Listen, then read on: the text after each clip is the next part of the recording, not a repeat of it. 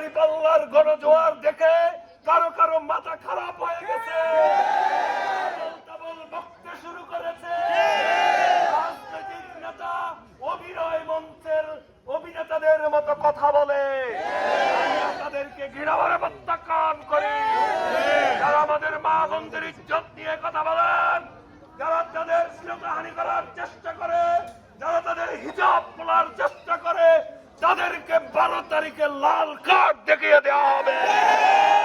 বিজয় এবার দাঁড়িপাল্লা, মুক্ত বাংলাদেশ গড়তে দাঁড়িপাল্লা, দুর্নীতি মুক্ত দেশ গড়তে দাঁড়িপাল্লা, সন্ত্রাস মুক্ত বাংলাদেশ গড়তে দাঁড়িপাল্লা।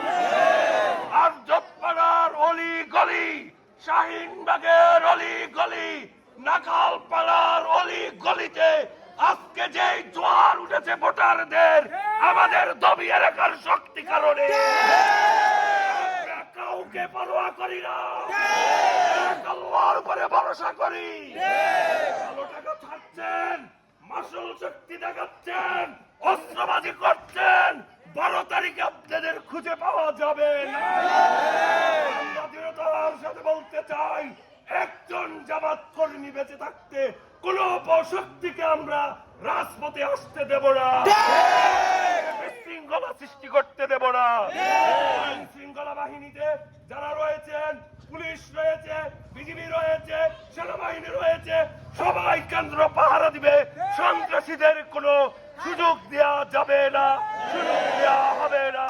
আমি ভাইদের বলবো, সকাল 7টা বাজে কেন্দ্রে আসুন, ভোট প্রদান করুন, নিরাপদে বাড়ি ফিরুন, কেন্দ্র পাহারা দিন, যাতে করে কোনো অপশক্তি আপনার আমানত নিয়ে সিনেমিনি খেলতে না পারে।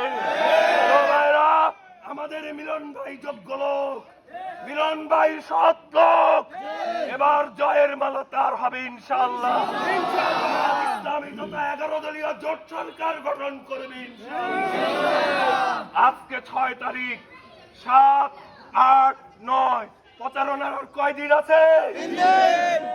এই 3 দিন রাজপথে থাকবেন, প্রচার মিছিলে থাকবেন, সকাল দুপুর রাত সব সময় প্রচার মিছিল হবে ইনশাআল্লাহ। ভোটারদের বাড়ি বাড়ি যাব, ভোটারদেরকে বলবো আপনারা আসুন। গত 3টি নির্বাচনে আপনারা ভোট দিতে পারেননি, এবার ভোট দিন। জেনজিদের বলবো, তোমরা কেন্দ্রে আসো, ভোট দাও, নিজের অধিকার বুঝে নাও, বাংলাদেশ বুঝে নাও। বেকারত্বের অবসান হবে, মাদক নির্মূল হবে, সন্ত্রাস নির্মূল